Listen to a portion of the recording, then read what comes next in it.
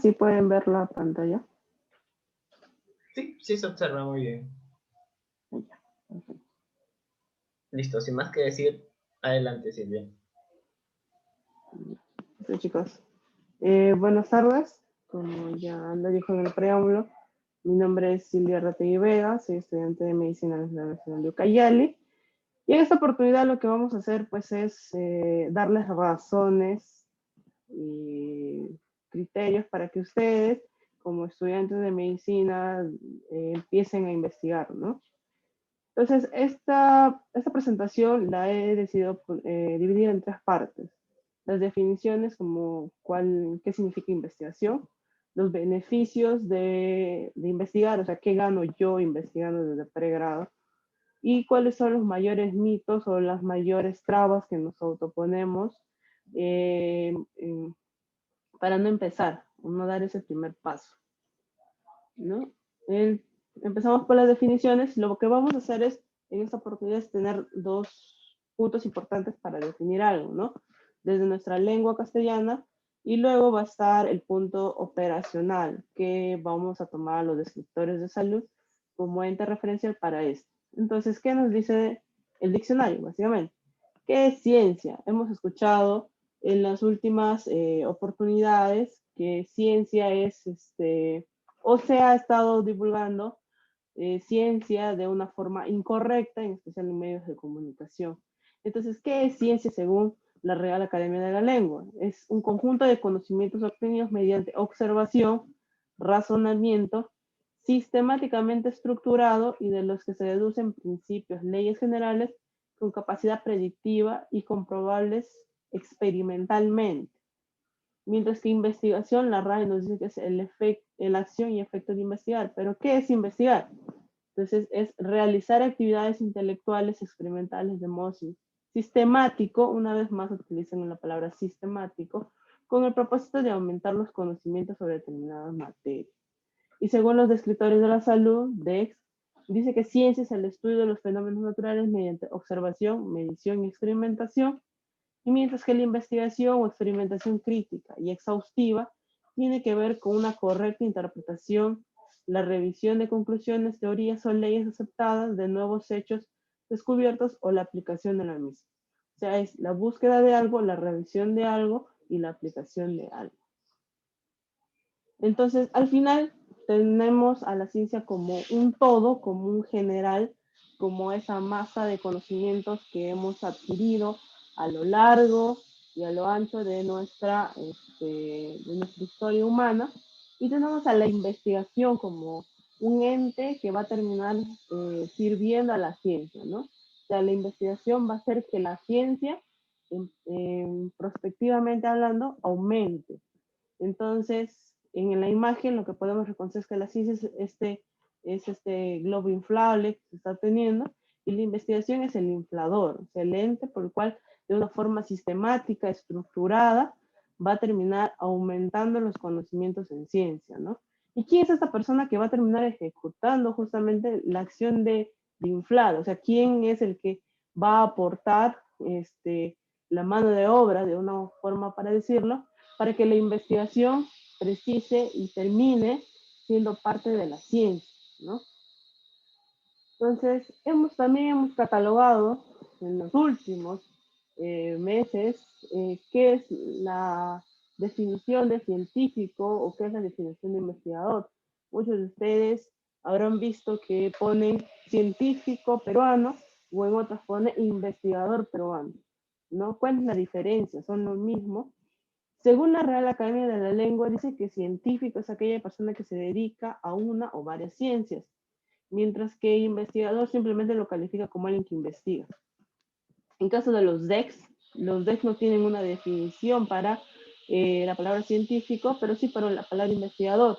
Entonces nos dice de una forma operativa que son aquellos individuos que se desempeñan en la investigación, profesionales, cuales trabajan en la concepción o creación de nuevos conocimientos, productos, procesos, métodos o sistemas en la gestión de dichos proyectos, involucrando tanto las universidades científicas como las tecnológicas.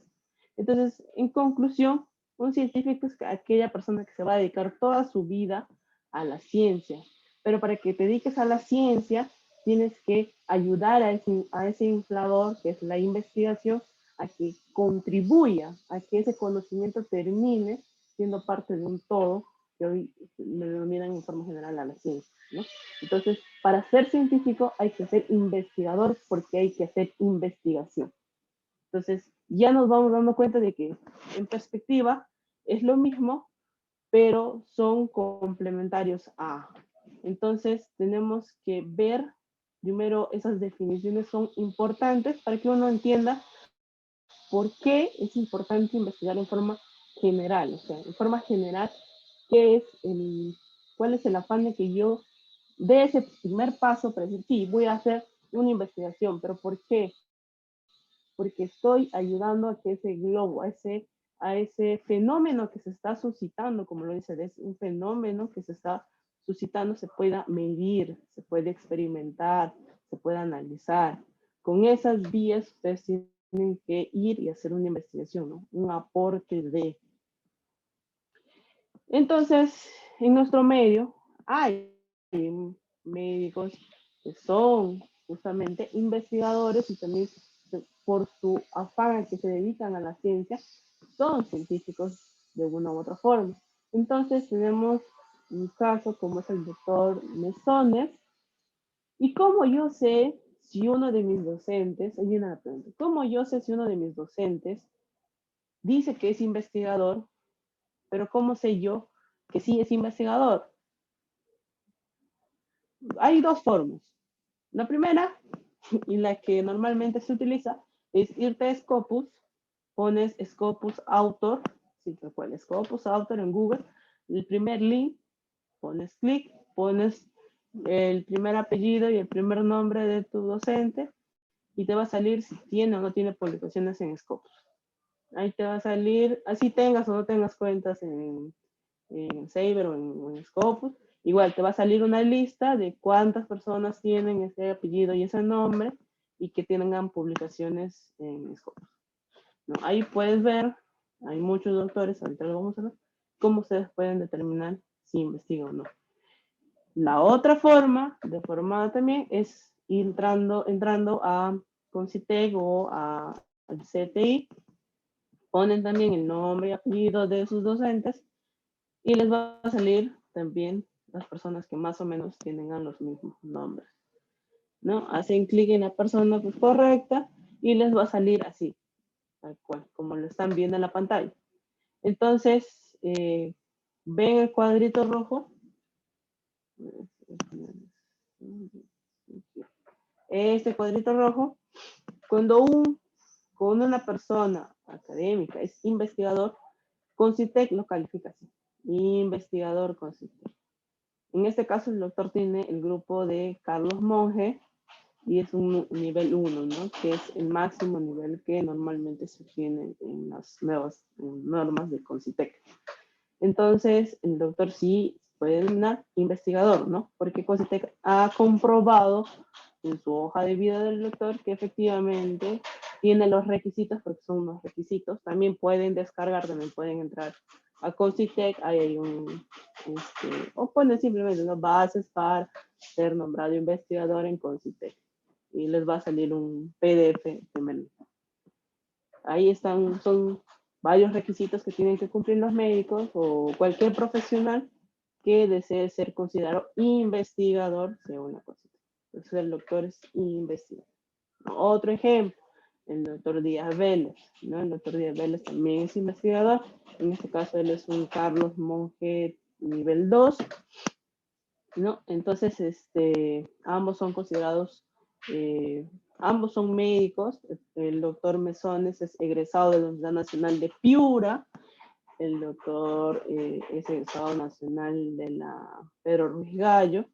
Entonces, ambos son médicos, son epidemiólogos.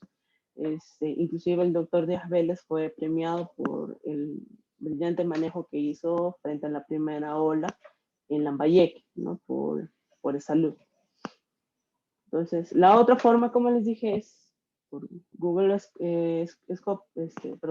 Scopus Author, o donde te salen también los nombres de los doctores y te sale, ¿no? Cuántas publicaciones tienen a lo largo de su tiempo, ¿no? Si es que tienen publicaciones, ¿no?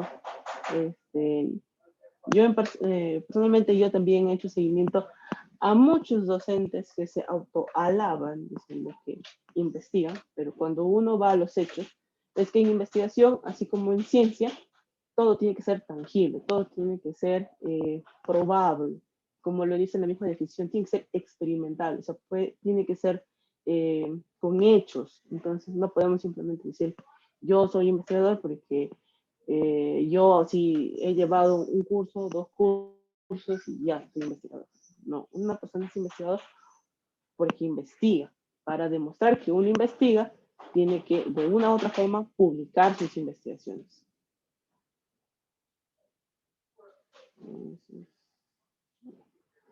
Entonces, acá tenemos el caso del doctor Mesones y el del doctor Díaz Vélez, ¿no? Ambos doctores los puse como ejemplo porque son ambos doctores que colaboran mucho con sus estudiantes, son doctores que están en la costa peruana y son también asesores SOCIMED. Entonces, puse por ejemplo ellos, ¿no? Hay muchos más doctores que los voy a ir reportando conforme va pasando mi exposición, ¿no? Pero para que se den cuenta, por ejemplo, acá lo que te dice en esta tablita es que el máximo de trabajos publicados en un año ha sido de 10, ¿no? En caso del doctor Mesones, al igual que el doctor Díaz Vélez. Eso quiere decir que si lo ponemos que han tenido una publicación por mes y los otros 2 meses descansaron o estaban redactando, ¿no? Entonces, eso es una alta producción científica que ellos tienen.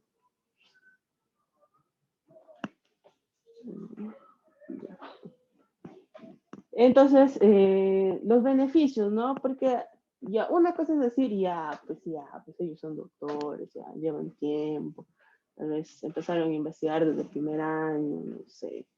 Pero en realidad no hay un tiempo específico para que ustedes empiecen a investigar. Es dar el primer paso. Pero a veces decimos, no, pero la carga, y nos ponemos negativos, ¿no? Nos ponemos como que 1000 peros para no empezar. Entonces, aquí vienen las razones más tangibles también, ¿no? ¿Cuáles son los beneficios? ¿Qué saco yo investigando desde pregrado, cuando tengo que estar leyendo, estudiando medicina interna, sabiéndome leer bien un EKG, un AGA? ¿Qué hago yo intentando investigar, no?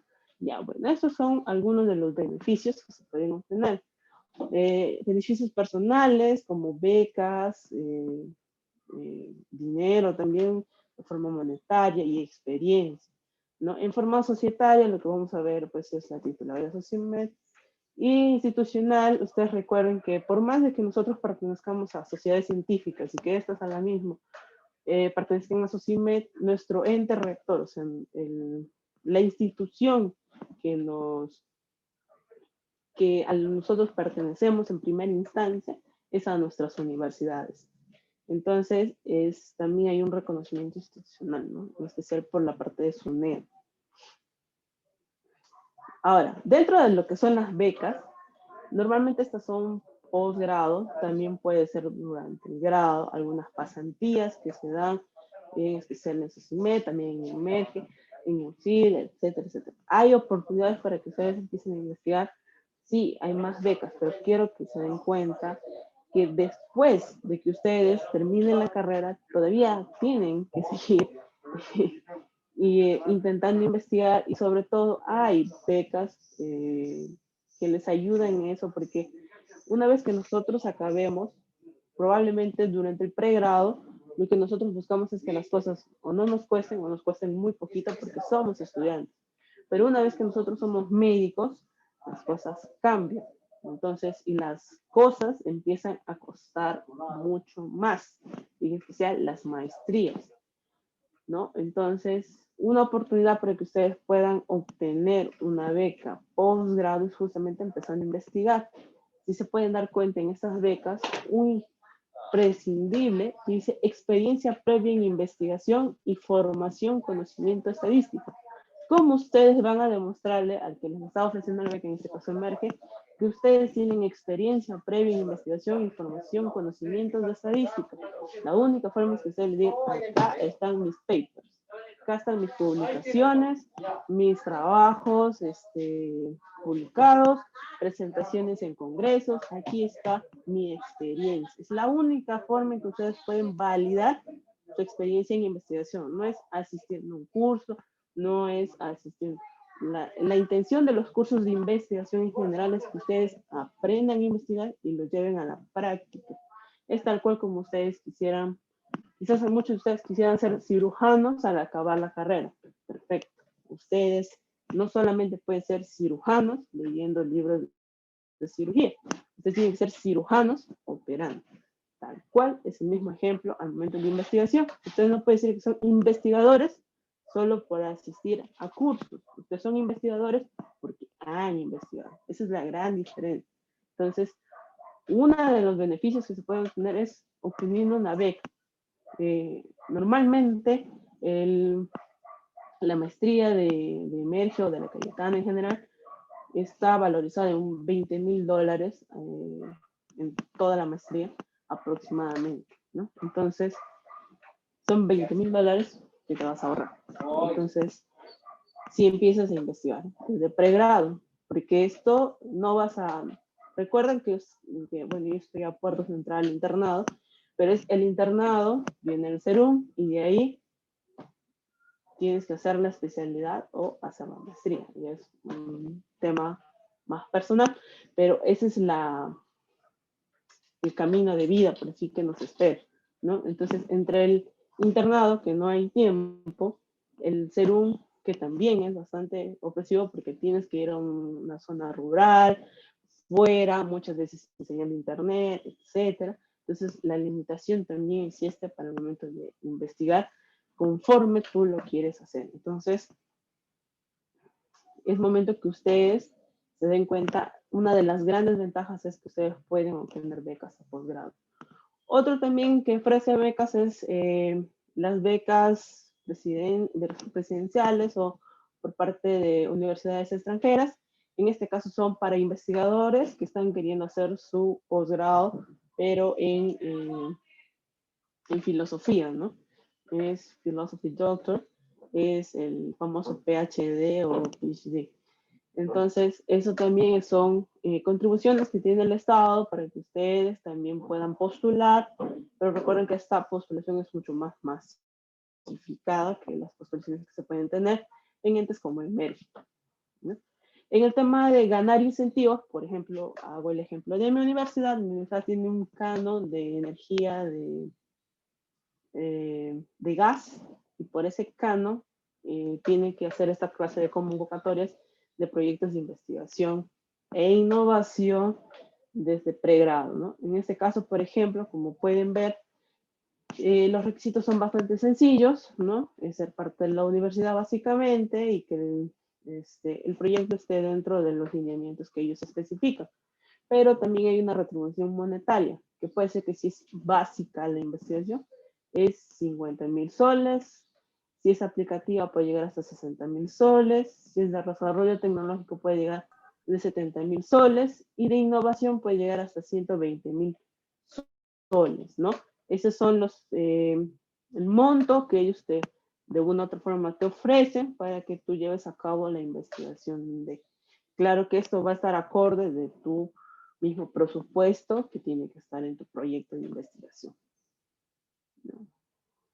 Y sobre todo, la experiencia de poder hacer tu tesis, la experiencia de que no tengas que pagar, ¿no? Muchos compañeros míos o ya médicos, ¿no?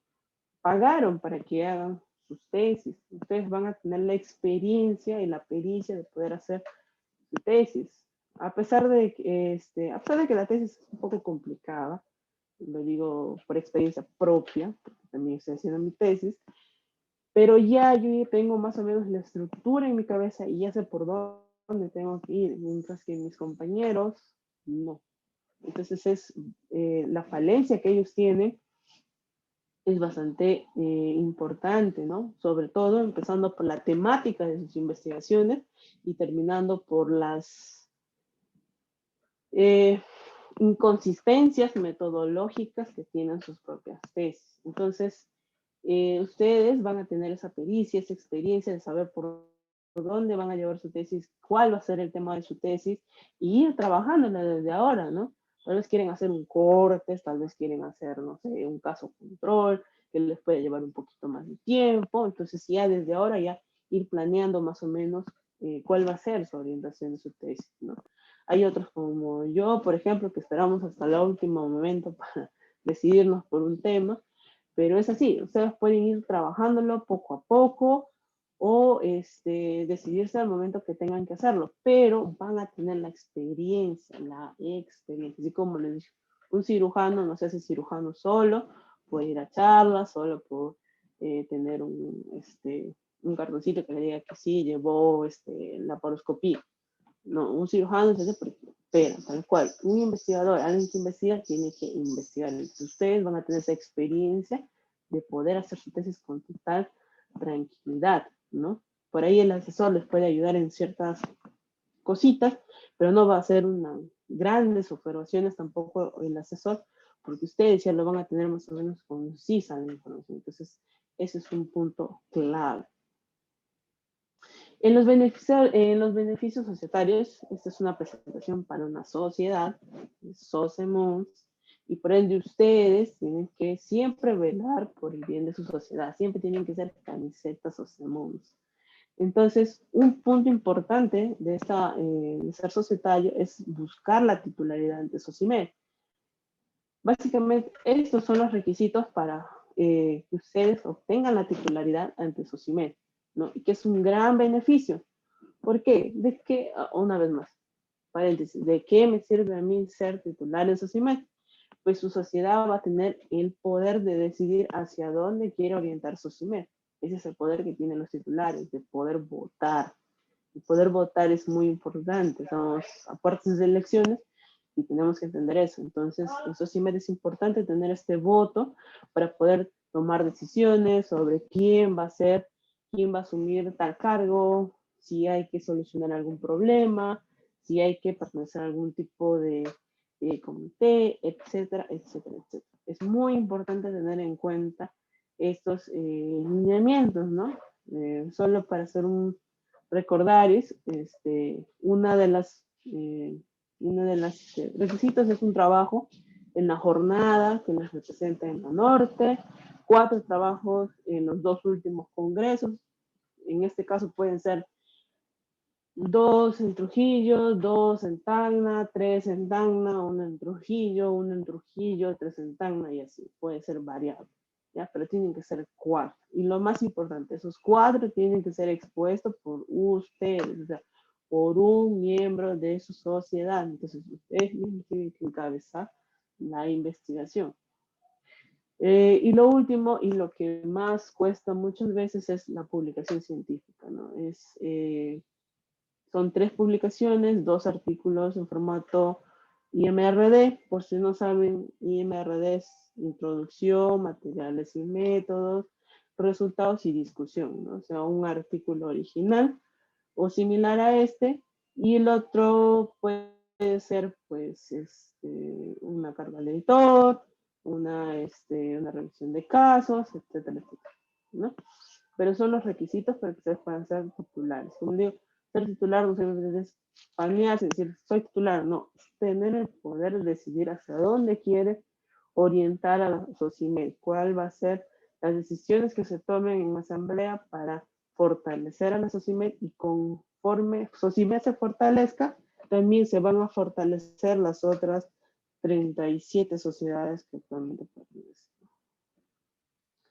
Y el otro beneficio es el beneficio institucional, ¿no? Conforme nació la SUNEDU, también nacieron criterios, uno para licenciar primero las casas universitarias, licenciamientos bastante cuestionables en su momento, pero que hemos dado cuenta de que eran necesarios, ¿no? Y también salió el hecho de que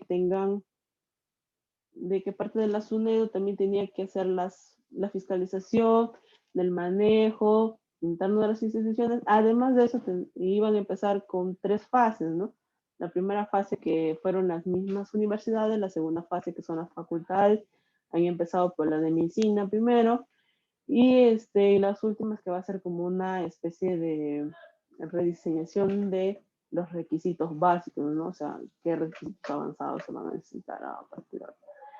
Pero ahorita están en la segunda fase, ¿no? Entonces, están con la certificación de licenciamiento, perdón, de de las facultades de medicina, ¿no? Ya han sido 2 o 3 facultades de medicina que ya han sido licenciadas correspondientemente, ¿no? En este caso, estoy tomando en cuenta lo que es el informe bianual que hizo, pero solo lo hizo hasta el 2018, el bianual. Le correspondía hacer el 2020, pero no lo hizo. Entonces, esto del 2018, lo que podemos ver, ¿no? Han puesto una serie de puntajes, también una producción, y esto lo han tomado según el ranking del Web of Science, según en ese momento como estaba, ¿no? Siendo que obtenía el mayor puntaje la Cayetano Heredia, como ya hemos visto en diferentes rankings, y le seguía pues la Católica, la San Marcos, ¿no? Cada uno con un determinado punto. Si se pueden dar cuenta, la Cayetano tiene 100 puntos, la Católica tiene 81 y la San Marcos cae en este puntaje en el 2018 a ni siquiera 50 puntos, sino 49 puntos, ¿no? Entonces es una caída brutal y ahí van consecuentemente todas las demás, ¿no?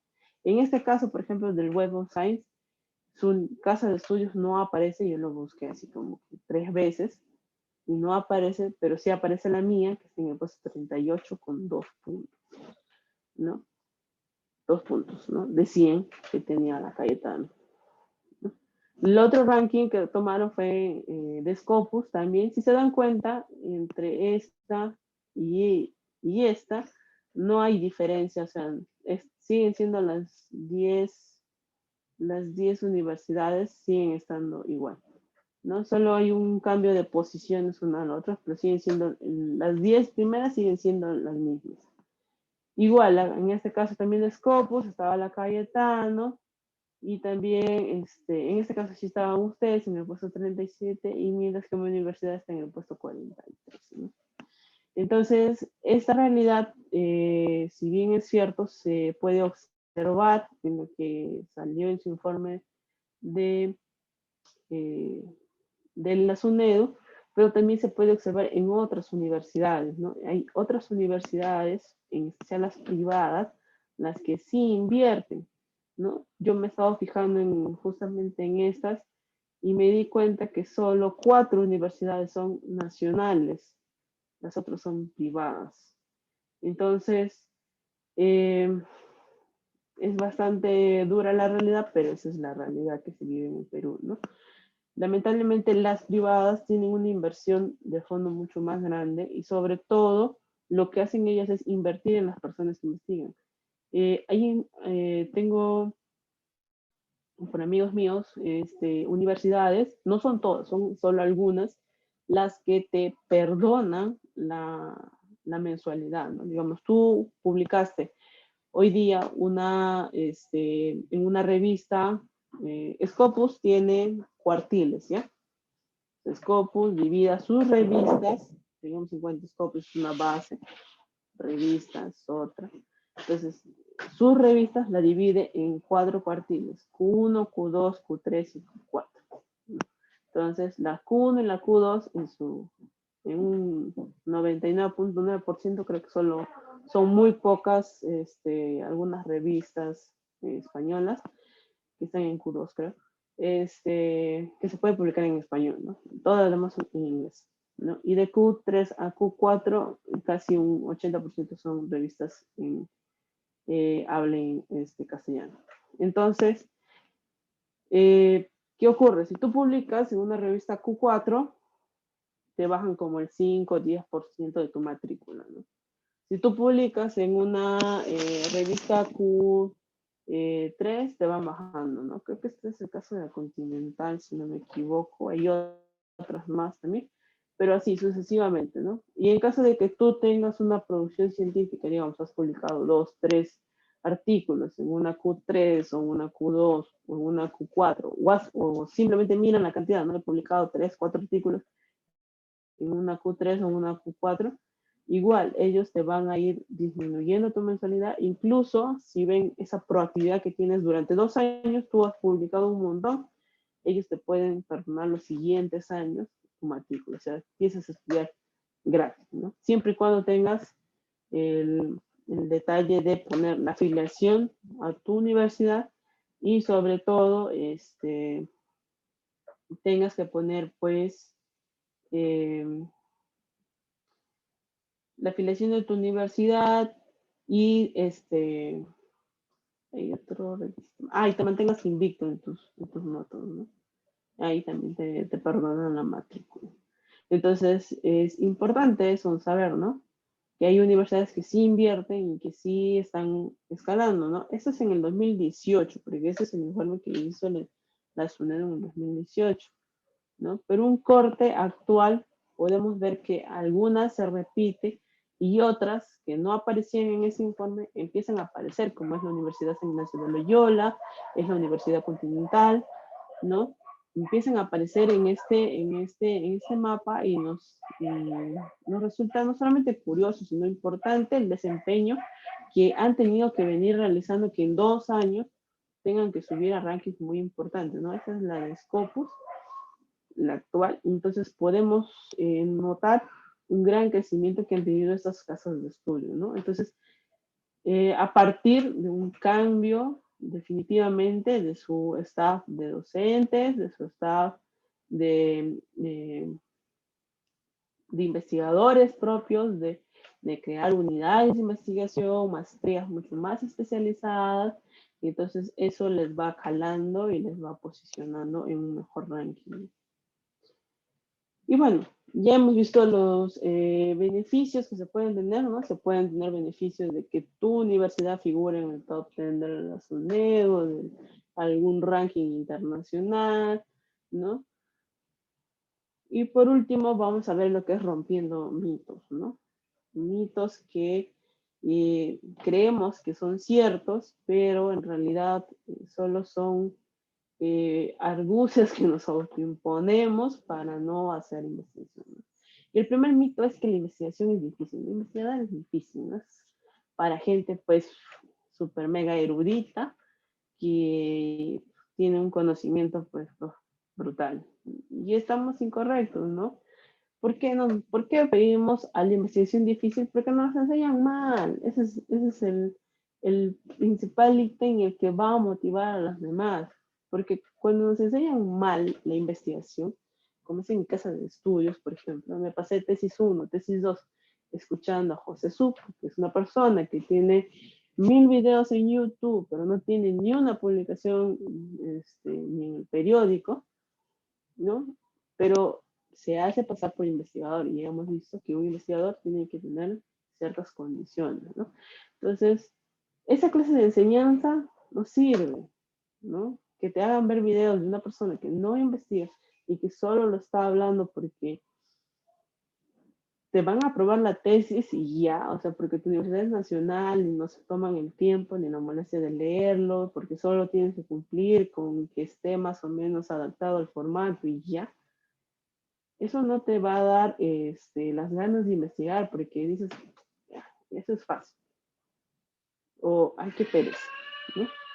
Pero en realidad, si ustedes pudieran, yo siempre les recomiendo, si van a ver videos de YouTube, vean los de Socimer, ¿no? Ahorita hay un curso, entren en ese curso, aprendan de médicos, de estudiantes que investigan y que tienen la pericia de poder enseñarles de una forma adecuada, con ejemplos, con literatura actual, ¿no? No vean José no lo vean.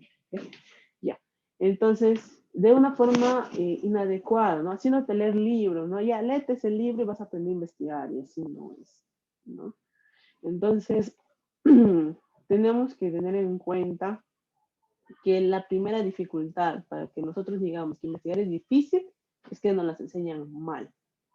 La segunda, que también retribuye a esto, es que no le prestamos la atención o el interés, ¿no? Hay miles de memes diciendo, ¿Qué hago yo en metodología de investigación? Me duermo, ¿no? ¿Por qué? Porque no le prestamos la debida atención. ¿Por qué? Porque nos están enseñando mal, porque el mismo docente no sabe ni lo que está enseñando, porque él no tiene experiencia investigando, sino que está repitiendo lo que vio o oyó a otra persona que sí sabe investigar, ¿no? Fue a un curso de investigación o parte de la instrucción de ser especialista, también tienen cursos de investigación, entonces lo escuchó al doctor que estaba exponiendo, que sí es investigador y está repitiendo lo mismo, pero él no tiene ninguna capacidad de enseñar de forma correcta porque no tiene la experiencia de investigar, entonces no puede dar ejemplos propios o de cercanos a él que pueda ser pues ejemplos palpables o tangenciales para que ustedes se puedan pues puedan aprender o puedan prestar la atención o el interés debido, ¿no? El otro es el miedo, ¿no? Tengo miedo de poder investigar, ¿no? Esas cosas son difíciles, ¿no? Después me van a decir que no sé nada, ¿no? Pero al final, errando se aprende, ¿no? No somos perfectos, no nacemos y caminamos, ¿no? Como el caballo, como la vaca, ¿no? No nos pasa eso, tenemos que pasar un proceso de minimización, tenemos que aprender a caminar, nos caemos, tenemos que volver a levantarnos y seguir. Entonces no tengamos miedo a empezar a investigar porque esas son cosas difíciles, no. El otro es, ¿por qué no lo realizamos de forma correcta o metodológica? ¿No? Nos enseña tal cual es el formato de investigación de tu universidad, ¿no?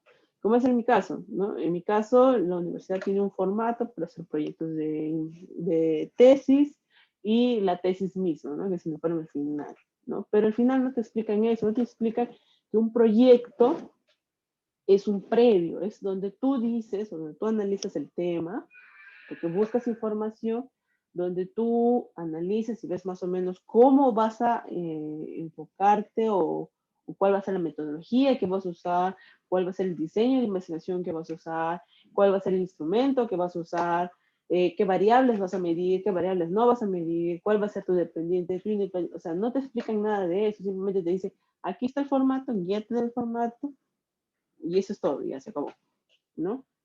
Entonces, esto es un proyecto o sea, y ni siquiera el mismo docente te puede explicar qué es un proyecto de tesis y cuál es la tesis verdadera, ¿no? Te dicen, el informe final. ¿Pero qué es el informe final? ¿Qué es un trabajo de investigación?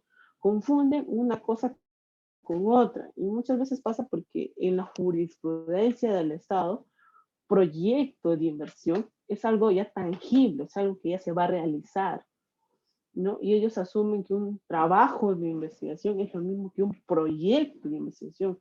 Entonces no es lo mismo. Un proyecto es un previo, donde se analizan los temas y se pueden ver los errores que se pueden cometer o las formas o, o encaminar la investigación de una forma más adecuada, ¿no? Tal vez te estás metiendo en un callejón sin salida y no sabes.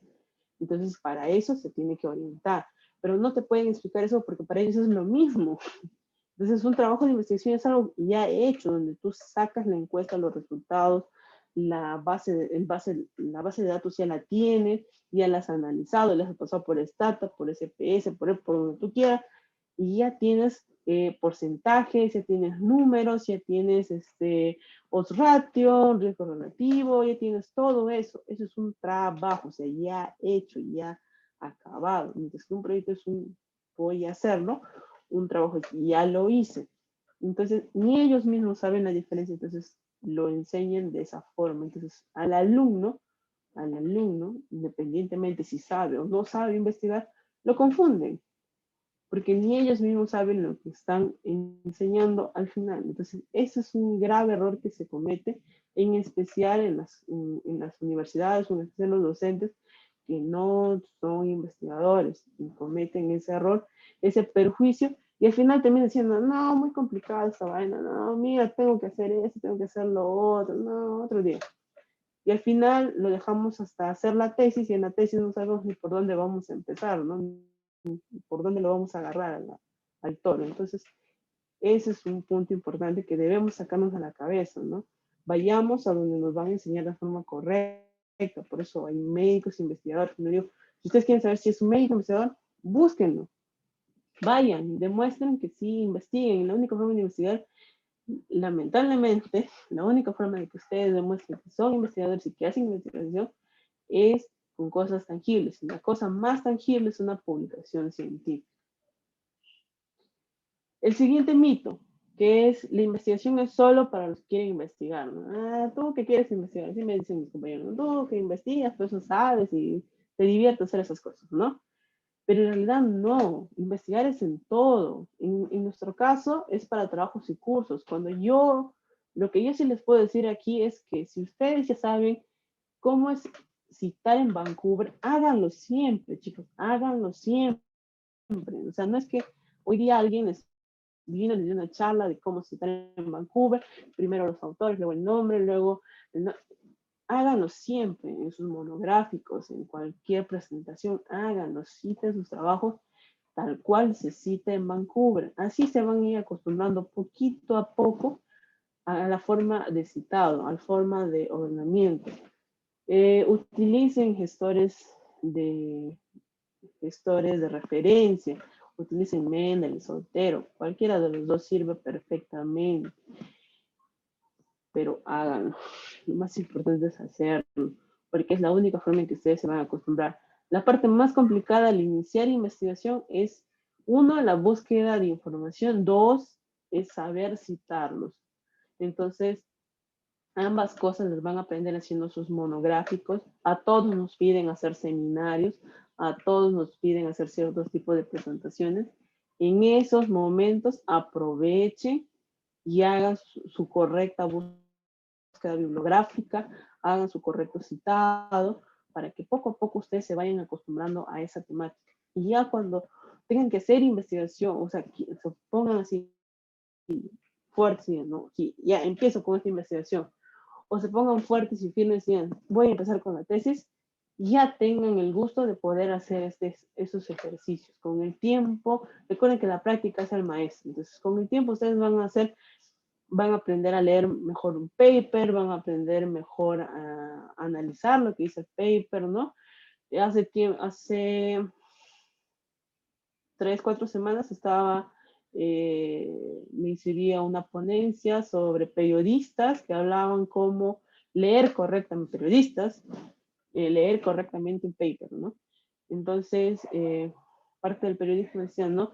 Hay mucha jerga científica que utilizan y que no se puede determinar de cierta forma como ellos lo hacen. Entonces, y sí, tiene razón en esa parte, pero también daba lineamientos de cómo empezar a leer, ¿no? Esto claro está, que estaba asesorados por médicos, no médicos, sino microbiólogos, investigadores, que se habían pues hecho la ponencia, ¿no? Pero ellos decían, ¿no? Lo primero que tienes que aprender a leer son resultados y discusión. Ahí está la carnecita, como se dice, ¿no? Pero si no sabes leer los resultados, la conclusión también es bastante importante. Entonces, la discusión más la conclusión ya te sabes de qué va el trabajo, cuál ha sido el resultado final. De ahí te vas a resultados, ¿no? Aprender un poco de estadística, como la lectura de ciertas tablitas. De ahí te vas a lo que es materiales y métodos, ver cuántas personas participaron, ver si fue un corto, un transversal, un longitudinal, en qué año se dio la recolección, qué instrumento utilizaron, bla, bla, bla. Y por último, la introducción, ¿no? Siempre cometemos al inicio de leer un artículo por la introducción. No lean la introducción. La introducción básicamente es lo que han hecho otros, no esa persona, no el título de la investigación, sino es lo que ha hecho otros y él está sumando esas investigaciones para hacer su introducción, para que tú entiendas más o menos para dónde va su idea, ¿no? Pero si ustedes quieren saber de qué trata el artículo, tienen que leer las conclusiones, la discusión, los resultados, los materiales y métodos, y al último, la introducción, que suene bastante raro decir que al último vaya la introducción, pero es así. Y todo debe empezar por una buena lectura de resumen también, chicos. Siendo residente, ¿para qué te sirve si vas a empezar la residencia? Pues para saber lo que el mundo está, por cierto, ¿no? Ser asistente, que es el médico ya especialista, ¿no? Para estar actualizado y sobre todo, como nosotros vamos a ser médicos generales, quizás toda la vida o quizás por el año que nos toca el serum, tenemos que saber para poder para poder tratar a los pacientes con lo que está aprobado a distribución. Y aquí me quiero detener para hacerles pues un examen de conciencia de por qué es importante investigar o por qué la investigación no es solo para las personas que quieren investigar. Por estas cosas, ¿no? Son cosas que pasan en televisión, en señal abierta o cable, son falsedades que se han dicho, fake news, ¿no? Que ya, bueno, en este caso hasta la OMS tuvo que salir a desmentir ciertas cosas, ¿no? En el Estado pues tuvo que salir a desmentirlo también, ¿no? Sobre todo, la gran discusión que aún se viene, ¿no? Si las vacunas deben ser por privadas o por el Estado, y bla, bla, bla. La situación es que tenemos que aprender a filtrar la información que nos llega. Tenemos que aprender a filtrar, no toda publicación es, no porque está publicado es lo más, ¿ya? Punto número uno. Punto número dos, no todo lo que está publicado significa que la revista sea buena, ¿no? Ya se ha podido ver que hay revistas predadoras que publican lo que sea por solo tener publicaciones, ¿no? Entonces, tenemos que también revisar qué revista lo está publicando, ¿no? Tres, no porque haya salido en una revista prestigiosa significa que la investigación es lo mejor, no. Hay que hacer siempre lectura crítica y todo. Para eso hay que aprender a leer los papers.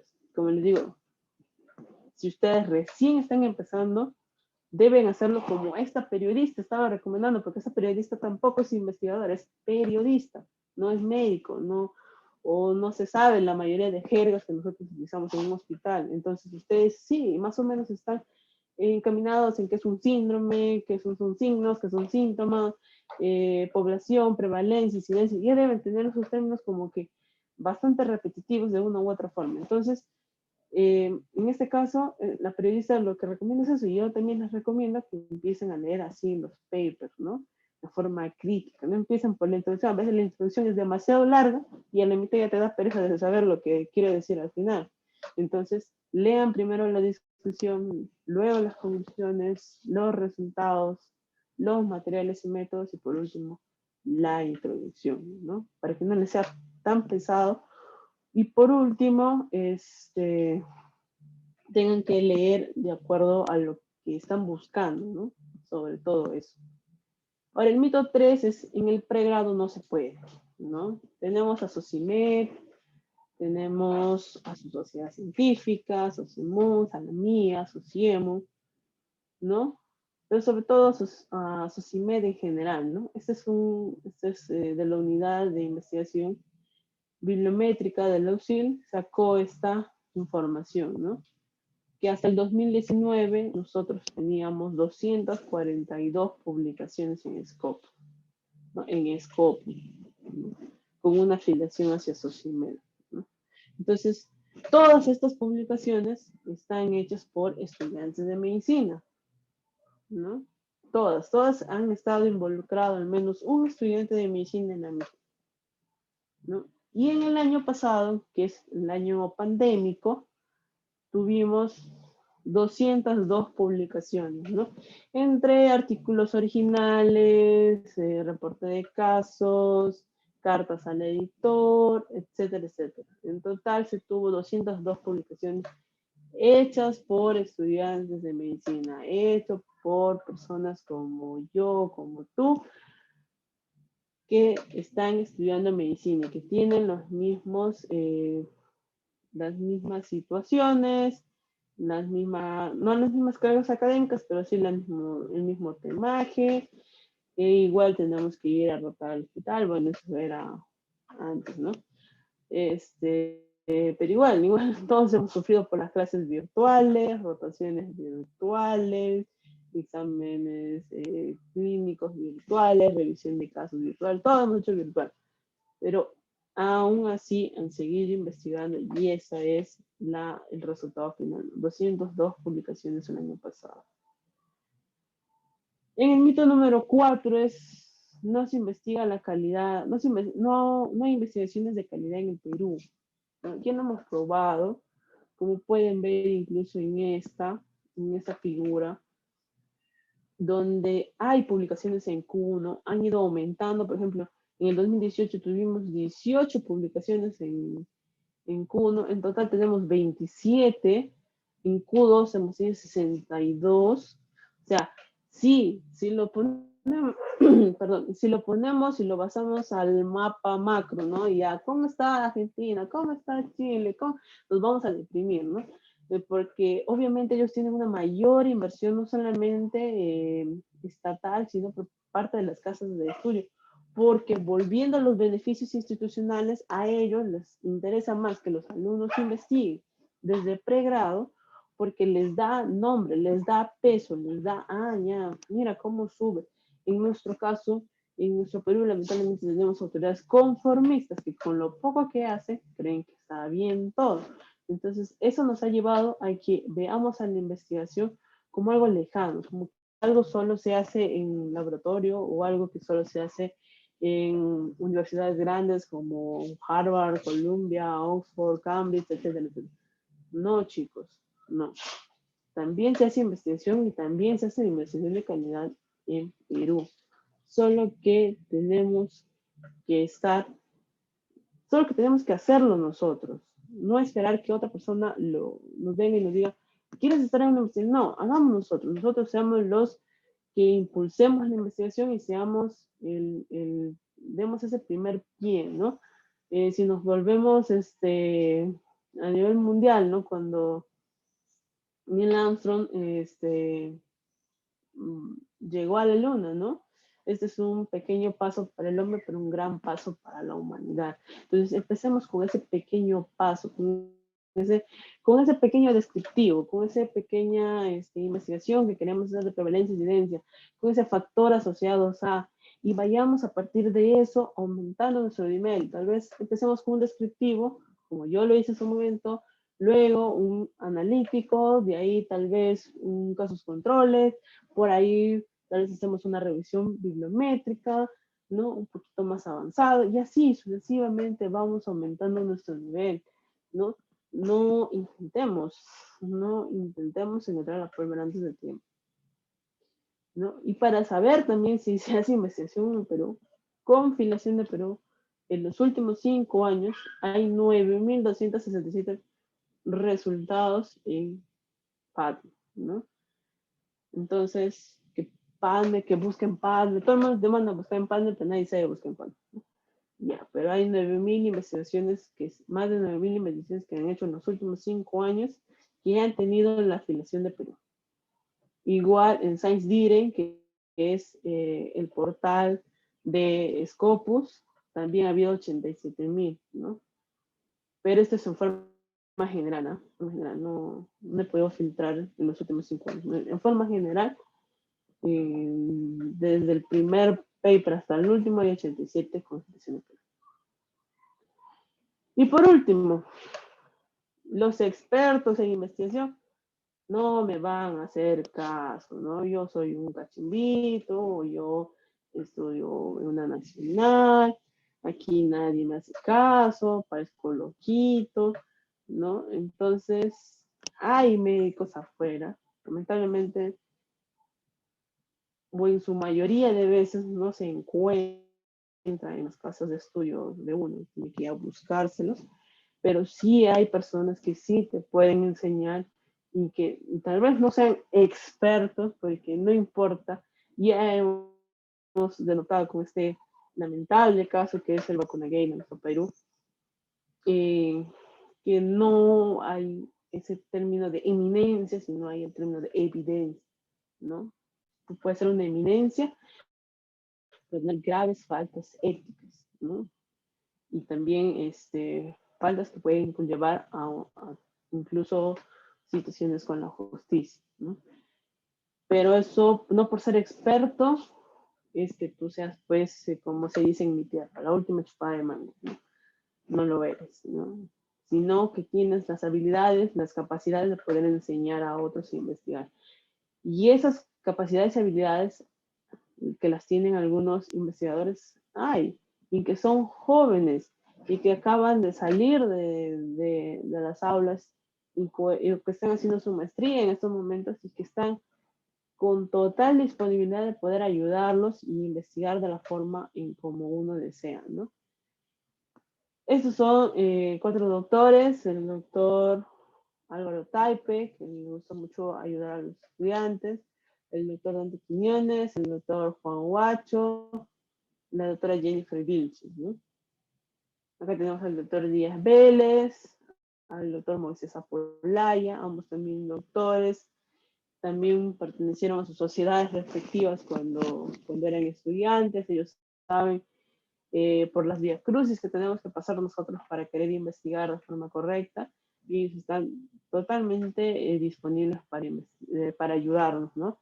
Aquí está el doctor Hugo Arroyo, cuando todavía la doctora Jennifer Vilches era estudiante; el doctor Jonel Alarco; aquí está la doctora Crisle, cuando era presidenta de SOCIMED, ahora ya es doctora, ahorita es directora de la Junta de Vigilancia, ¿no? El doctor Carlos Toro, la doctora María Antis, el doctor Juan Guacho, el doctor Nelson Purizaca. Él, por ejemplo, es genetista en este momento, ya ha culminado su residencia de genética, ¿no? Ha tenido también pasantías en Estados Unidos por su especialidad, ¿no? Entonces, investigar o que ellos te digan no, es bastante raro, ¿no? Pero tal vez sí nos ponemos más exquisitos, ¿no? Tal vez quiero que Edward Mesones me ayude. Es bastante complicado que el doctor Mesones ayude cuando es su primera investigación, ¿no? Normalmente son doctores que tienen esa clase de nivel como el doctor Mesones, son doctores que tienen pues vidas muy apretadas, que normalmente son cuando hay una investigación bastante grande, significativa de por medio, ¿no? En este caso, como los doctores que he mencionado anteriormente, ellos están disponibles casi a un 100% de poder apoyar estudiantes de medicina, porque ellos son recientemente egresados en su gran mayoría, o entienden cuáles son las dificultades de empezar a investigar desde pregrado, ¿no? Que sea tu primera investigación.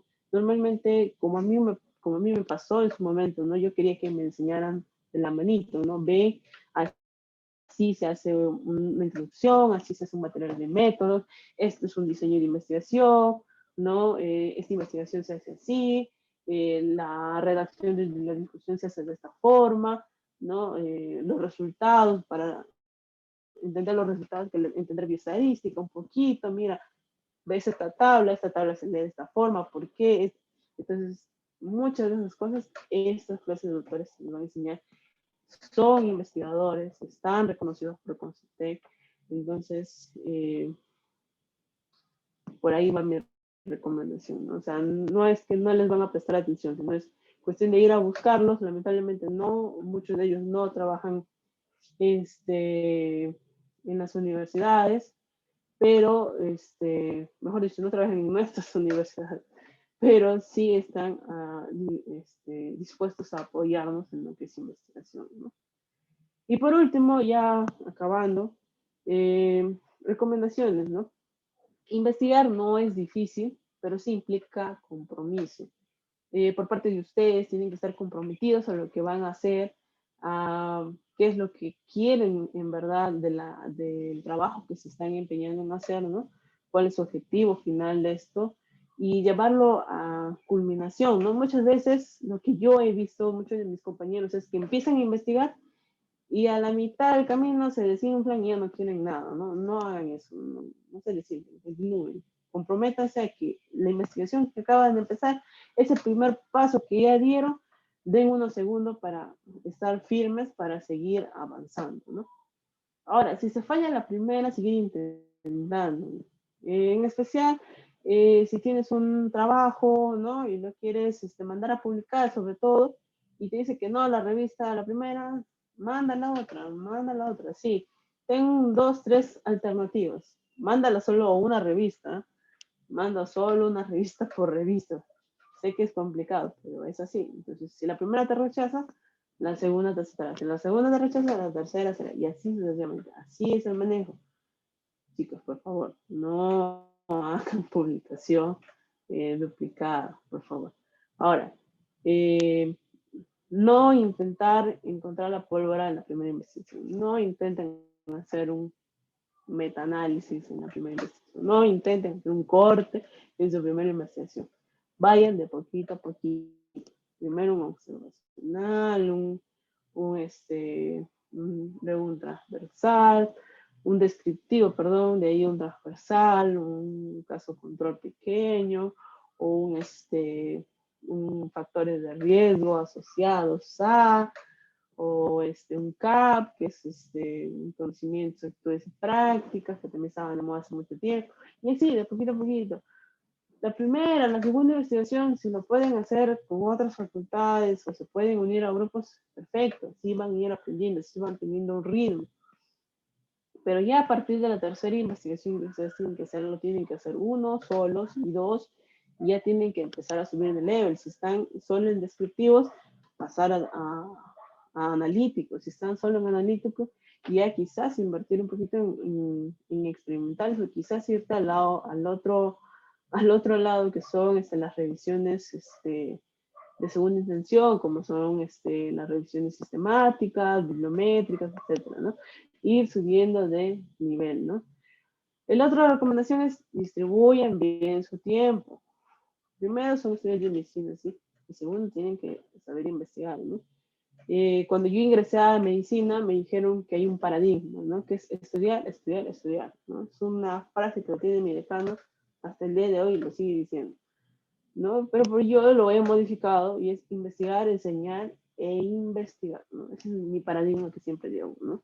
Entonces, se estudia, se enseña, lo poco que uno aprende se tiene que enseñar y así se nos va a quedar más tiempo. Y por último, se investiga, porque cuando uno estudia, cuando uno enseña, te vas dando cuenta dónde va la cosa, cómo hay vacíos que hay que llenar, hay que saber, hay que entender, hay que sistematizar, recuerden. Y sobre todo, no desisten, chicos. Yo sé que el primer paso tienes un gran entusiasmo de dar ese primer paso, lo das y te das cuenta de que no todo es maravilla, ya.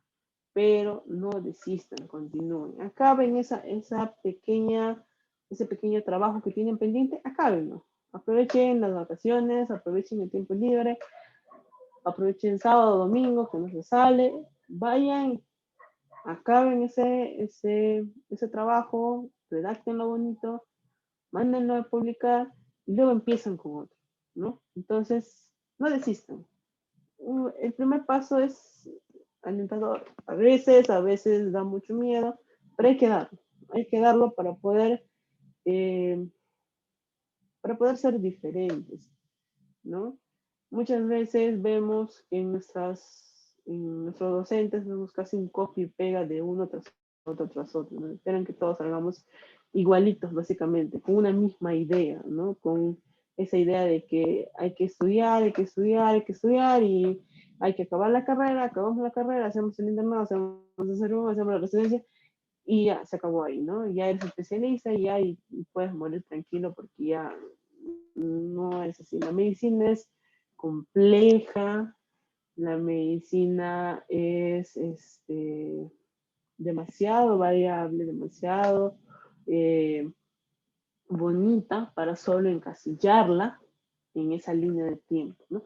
Entonces, vayan, den ese paso, si ya lo dieron, continúen, hay mucha gente que los va a estar apoyando, aunque ustedes no se den cuenta, y bueno, les dejo mis datos personales, mi correo, mi teléfono, mi Facebook. Si me quieren hablar, mejor háblenme por WhatsApp y no por Facebook. Y eso sería todo. Muchas gracias. Muchísimas gracias, Silvia. Chicos, también muchas gracias a ustedes por estar acá desde el principio hasta el final de la ponencia. Espero les haya sido de mucha ayuda. Si alguien tuviese algo que contar, algún comentario, o alguna pregunta tal vez, a la señorita Silvia, le damos un minuto, ¿les parece? ¿Le parece, señorita Silvia? Sí. Si tienen preguntas, mejor. Estamos aquí. Sí, chicos, no sean tímidos. Escriban en el chat si es que tienen alguna pregunta o una duda. Un minuto, chicos.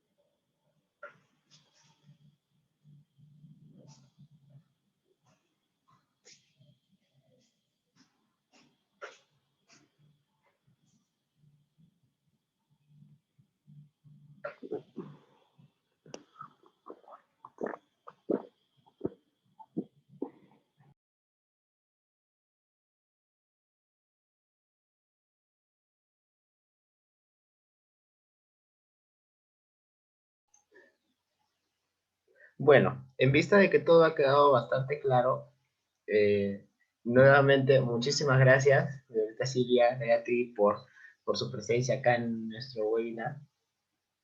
Esperemos también tengamos contacto para futuras ponencias y futuros proyectos con sus emus. Muchas gracias por su participación.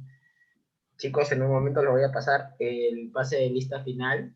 De la misma manera que el inicial, van a tener que tomar un screenshot con su pase de lista del chat. Listo, chicos. Eso sería todo. Muchísimas gracias, señorita Silvia. Gracias, chicos. Gracias por esta oportunidad. Y bueno, solo